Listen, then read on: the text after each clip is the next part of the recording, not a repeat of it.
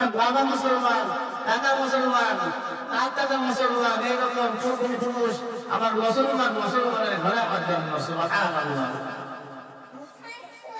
আর এই মুসলমানের ঘরের সন্তান, এই মুসলমানের ঘরের সন্তান, এই মুসলমান আল্লাহকে বাদ দিয়ে আল্লাহর হুকুম পালন করা বাদ দিয়ে তারা অন্যের হুকুম পালন করে। অন্য আইন মানে, আল্লাহর কথা না মেনে আরেকজনের কথা মানে এই মুসলমান।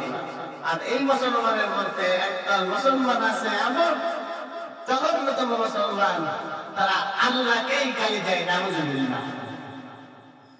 আমি একটা সিদ্ধান্ত নিয়েছি। সিদ্ধান্তটা হলো এই যে আপনাদেরকে তাফসীর শোনাবো ঠিকই, কিন্তু দেশের যে প্রেক্ষাপট, দেশে যা ঘটছে সেই বিষয়টা আগে আপনাদেরকে আমি মেসেজ দেব, তারপরে আমি তাফসীর করব। ওই বিষয়কে নিয়ে তাফসীর করব, ওই বিষয়কে নিয়েই কথা বলবো, এর বাইরে আর কথা বলবো না। কারণ দেখছি আলেম ওলামাও দেখছেন, আজ এই বাংলাদেশটা ওই 14.5 বছর আগের বিষয় না। ওই বাবা আদম আলাইহিস সালাম থেকে শুরু করে এই পর্যন্ত মুসলমান যেভাবে মানুষকে দাওয়াত দিয়ে ইসলামের পথে আগে, তার থেকে আমার ঘরের মুসলমানের ঘরের সন্তান ইসলাম থেকে বাইরে চলে যাচ্ছে। আমাদের বর্তমান সমাজের মেসেজগুলো না দেওয়ার কারণে, না পাওয়ার কারণে গত কিছুদিনকার ঘটনায় সবটার বরং ঘটনায় সবটার বরং ঘটনা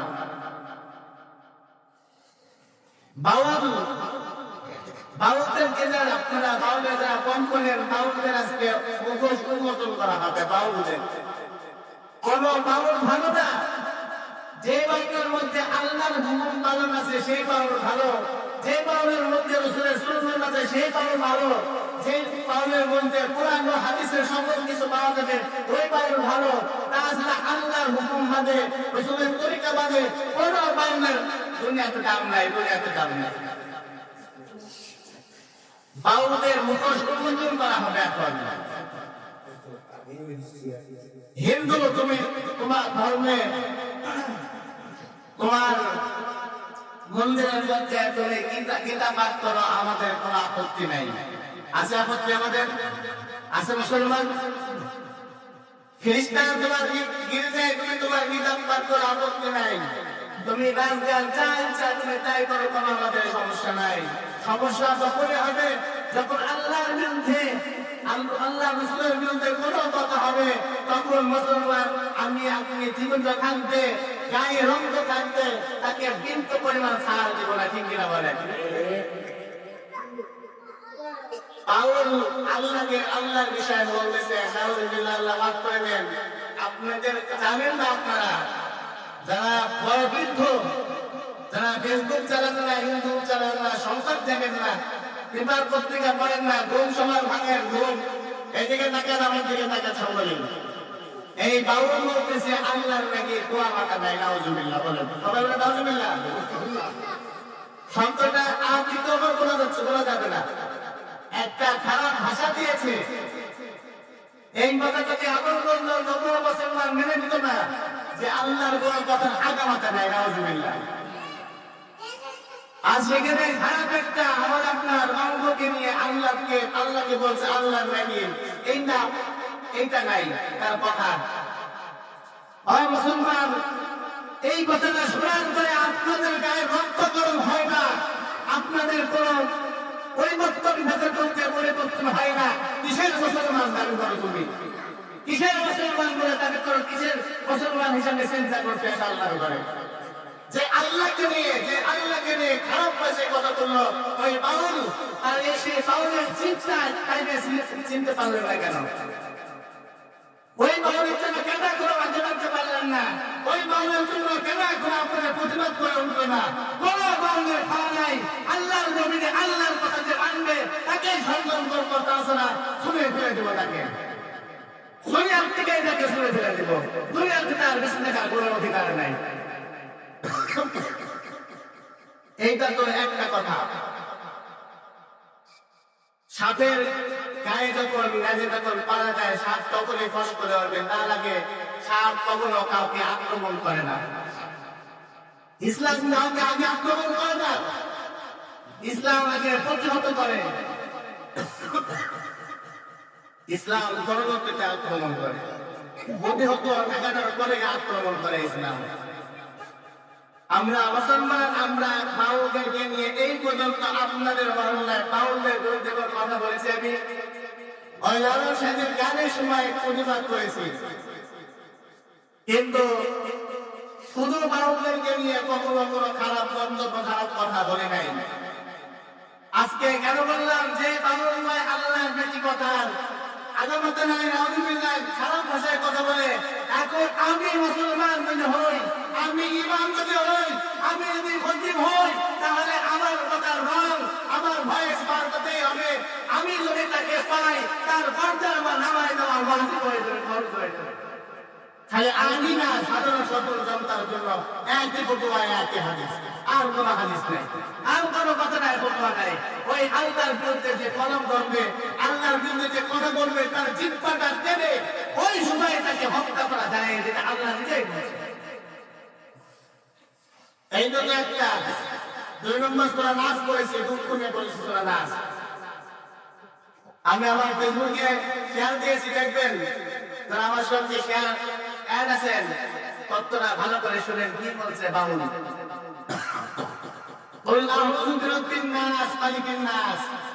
আল্লাহ নাকি বলছেন আসলে নাউযুবিল্লাহ, মানে নাউযুবিল্লাহ বলে কত বড় অহংকার, কত বড় বোকা। ওই বাউল যাকে সম্মান করেন আপনারা, যার বিরুদ্ধে যার পক্ষে এখন সবাই গাইতেছেন জেল থেকে মুক্তি করার জন্য, সেই বাউল বলতেছে অশিক্ষিত কর্মমূর্খ, কুল আউযু বিরাব্বিন নাস, নাস মানে আল্লাহ নাসতে বলছে, আসো তোমরা নাসো। নাউযুবিল্লাহ মানে এটা মধ্যে মাথাটা গরম হয় না, রক্তটা গরম হয় না? ও যুবক, তোমার কি গায়ের মধ্যে রক্ত কি টকবক করে না? টকবক করবে তুমি না, শব্দ হয়তো জানে না যুবক।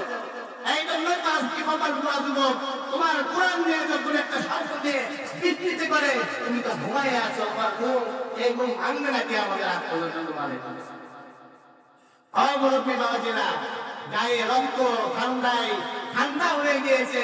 যখন আল্লাহর বিরুদ্ধে, আল্লাহর কোরআনের বিরুদ্ধে অপব্যাখ্যা করে, তখন গায়ের রক্তটা আবার তো গরম হওয়ার কথা ছিল। আবু বকরের মতন ঠান্ডা হয়ে গেছে, ঠান্ডা মানুষ আপনারা।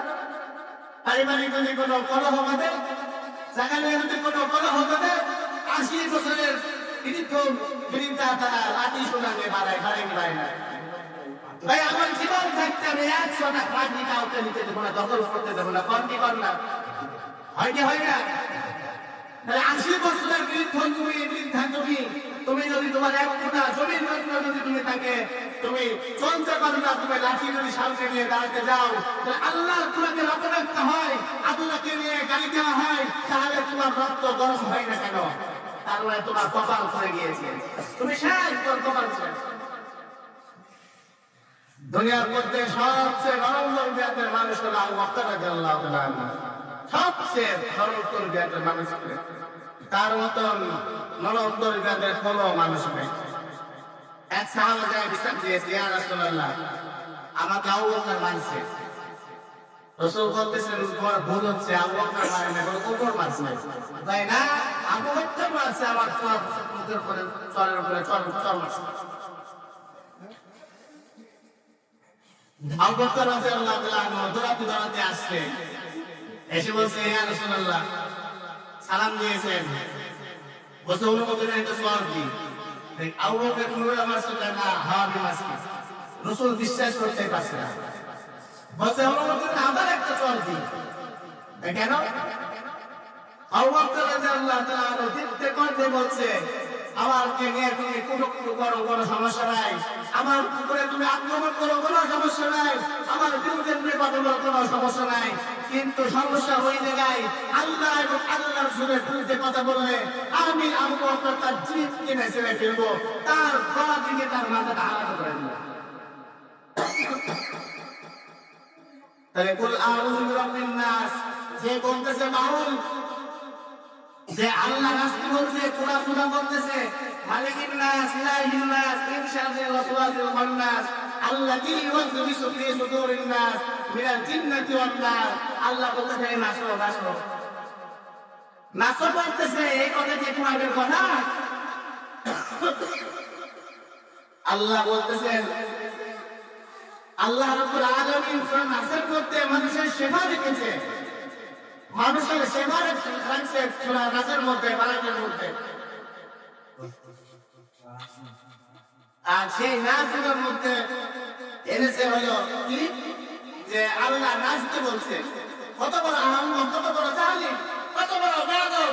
আর এই বেয়াদবের পক্ষে যে কথা বলবে, যে সংগঠনের কথা বলবে, ওই সংগঠনকে বয়কট করে, ওই সংগঠনকে, ওই ব্যক্তিকে ধরো অন্তত ইসলামের বিরুদ্ধে যায়।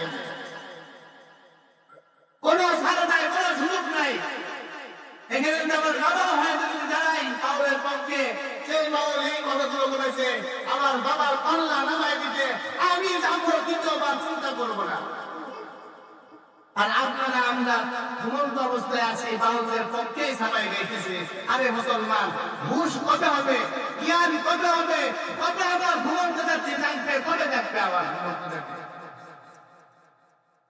এই না তো দুইটা কথা বলেছে। এবার উদেব গন্ধরের লোকে যে বাউল ছাড়া, বাউলকে যারা শাসন করেন, আর যারা বাউল যেখানে কেউ থেকে থাকেন, আমার সঙ্গে বসেন, খাওয়ানোর পরে আমি চ্যালেঞ্জ করতেছি, আপনাদের যে খারাপ যে কৃত্য হয়, খারাপ যে কাজ হয়, সেই কাজের খবর পাস করেছে আপনাদের দলেরই প্রধান, আমার কাছে ডকুমেন্ট আছে।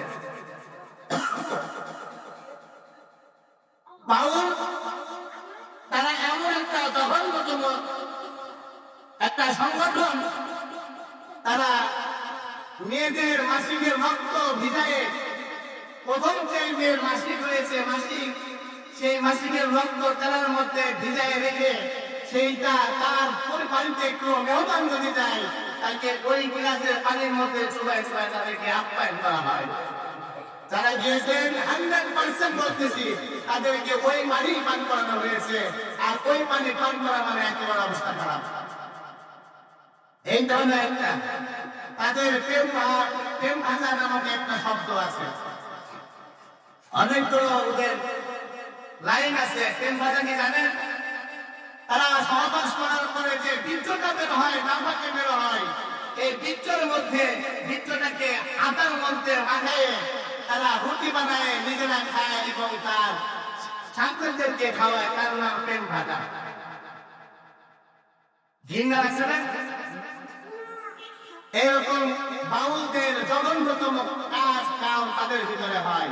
খালি তাই নয়, আরেকটা দপ্তরের তাদের কথায় কুমার দত্ত লিখেছেন, পৃষ্ঠা নাম্বার উল্লেখ করা, আমাদের যেমন কোরআনের পৃষ্ঠা নাম্বার উল্লেখ করে সূরা দেওয়া আছে, 114 নম্বর সূরা, সূরা নাস যেমন উল্লেখ করা আছে, এই কথাগুলো তারা নিজেরা তাদের